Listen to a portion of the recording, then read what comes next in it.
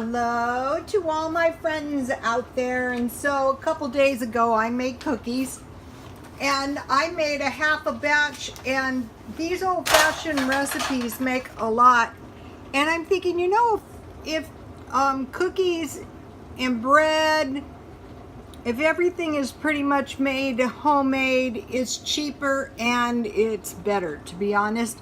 Okay, this is really cheap and really good. This is the second batch, but I wanted to give you this recipe just in case anybody has kids. This is for the frosting. Okay, if you make your own frosting, it's going to be a lot cheaper. I made a half a batch. Let me show you something.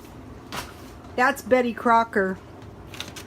I just added 1 teaspoon. I have this in the freezer. 1 teaspoon to the glaze mix.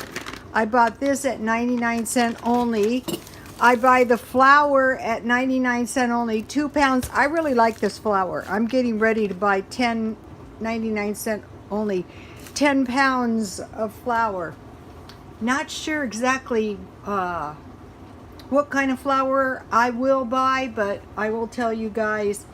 And I'm thinking the best way to avoid ever running out of food, I think making these cookies is actually cheaper than if you, let's see how many do I have, 1, 2, 3, 4, 5, 6, 7, 8, 9, 10, 11, 12, 13, 14 cookies.